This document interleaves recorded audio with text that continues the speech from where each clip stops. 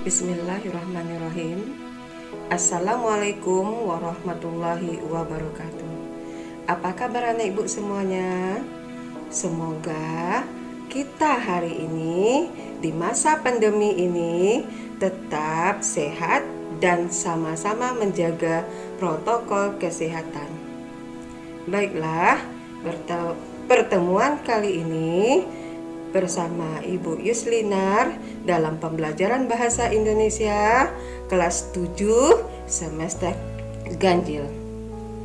Adapun pembelajaran kita hari ini yaitu bab 2, memahami dan menceritakan cerita fantasi. Adapun KD yang kita bahas yaitu 1.7, menelaah struktur dan kebahasaan teks narasi atau cerita fantasi yang dibaca dan didengar.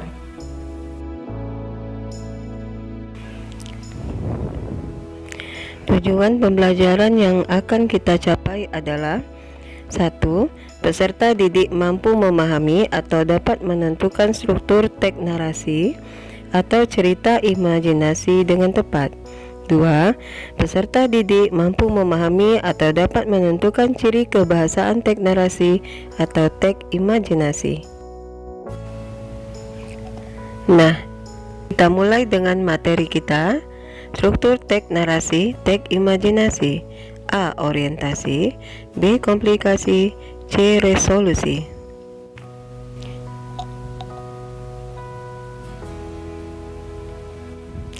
Apa ciri isi dari orientasi? Yaitu pengenalan tokoh, latar, watak tokoh, dan konflik. Contoh, minggu pagi yang cerah, Andi, Hendy, dan Davi berada di Trowulan.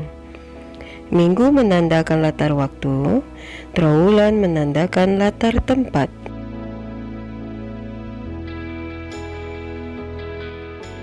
Apa ciri isi komplikasi? Yaitu berisikan hubungan sebab akibat sehingga muncul masalah hingga masalah itu memuncak atau klimaks. Contoh, A. Di mana kita? B. Tempat apa itu? C. Tiba-tiba di hadapan mereka muncul laki-laki bertubuh kekar.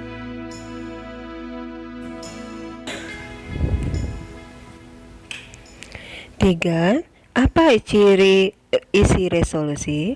Yaitu berisi penyelesaian masalah dari konflik yang terjadi. Contoh, ya, kita harus memiliki perilaku yang baik. Davi berteriak lantang. Baiklah, anak-anak ibu, kita lanjutkan ke materi berikutnya. Pola pengembangan struktur cerita narasi atau cerita imajinasi. 1. Orientasi. A. Dikembangkan dari deskripsi latar. Contoh, 3 rumah bergaya kerucut. B. Dikembangkan dari pengenalan tokoh. C. Dikembangkan dari pengenalan konflik. 2. Komplikasi. A. Dikembangkan dengan menghadirkan tokoh lain. Contoh, tiba-tiba seorang alien yang berukuran lebih besar datang. B. Dikembangkan dengan mengubah latar. Contoh, laut yang tadinya tenang berubah menjadi biru dan bergelombang. C. Dikembangkan dengan melompat pada zaman yang berbeda, pada masa lampau atau masa depan. dikembangkan dengan lompatan waktu. Contoh, di tengah saya asik mengawasi candi, tiba-tiba bumi berguncang dan blum. 3. Resolusi. A. Dikembangkan dengan sebab akibat yang unik. Contoh, 2 tahun kemudian, Varla telah sampai di galaksi Andromeda. B. Dikembangkan dengan kejutan atau surprise. Contoh, wah, Putri Candy menguap. Putri terbangun dari tidurnya.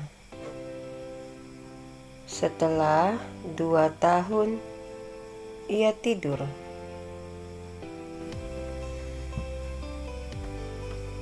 Baik, itu tadi pola pengembangan struktur cerita narasi atau cerita imajinasi. Kita lanjutkan ke materi berikutnya. Ragam alur cerita. 1. Alur 1. Diawali dengan pengenalan rangkaian kejadian.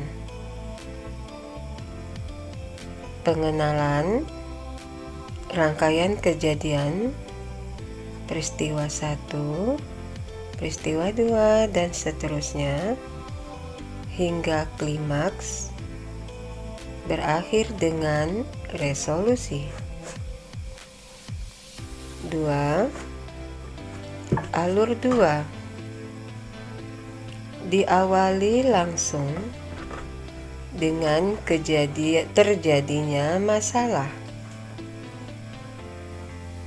Mulai terjadinya masalah, peristiwa 1, peristiwa 2, dan seterusnya, hingga klimaks dan berakhir resolusi. 3. Alur 3, yaitu tanpa resolusi. Pengenalan rangkaian kejadian, peristiwa 1, peristiwa 2, dan seterusnya, sehingga klimaks.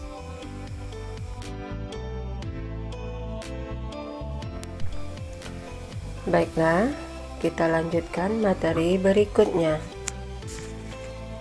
Ciri kebahasaan teks cerita narasi atau cerita imajinasi.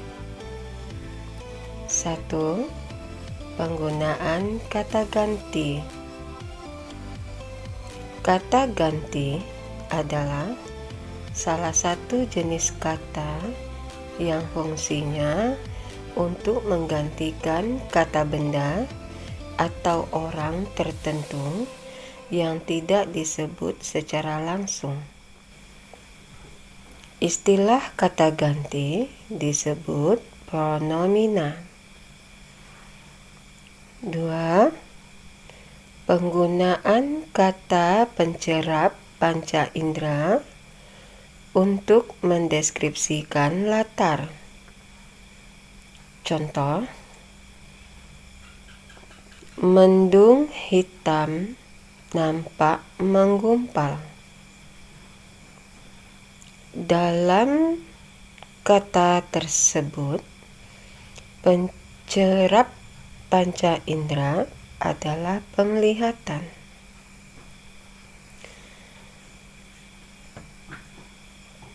Kamar yang megah ini terasa sunyi dan penuh kesedihan. Dalam contoh tersebut, pencerap panca indera berasa. 3. Penggunaan pilihan kata dengan makna kias atau makna khusus. Contoh, makhluk itu berhidung mancung, dengan hidungnya yang menjulang ia mengendus sekeliling. Dalam contoh tersebut, hidung yang menjulang bermakna kias. Dan terdapat kata khusus, yaitu mengendus, dari kata umumnya mencium. 4. Kata sambung, penanda urutan waktu. Penggunaan kata sambung ini untuk menandakan datangnya tokoh lain, perubahan latar, dan perubahan kejadian. Misalnya, setelah itu, kemudian, sementara itu, tiba-tiba, ketika. 5. Penggunaan kata atau ungkapan keterkejutan. Kata atau ungkapan keterkejutan berfungsi menggerakkan cerita atau memulai masalah. Contoh, tiba-tiba ada makhluk berukuran besar mengejarnya.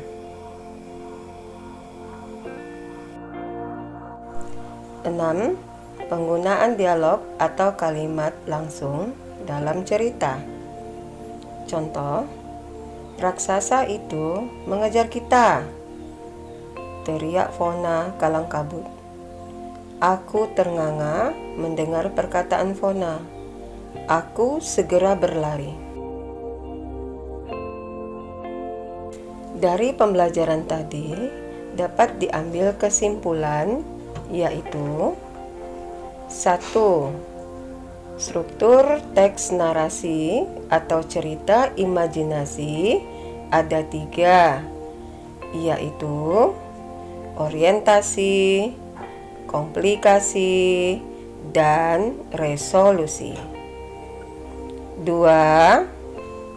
Pola pengembangan alur ada 3, yaitu alur 1, alur 2, dan alur 3. 3.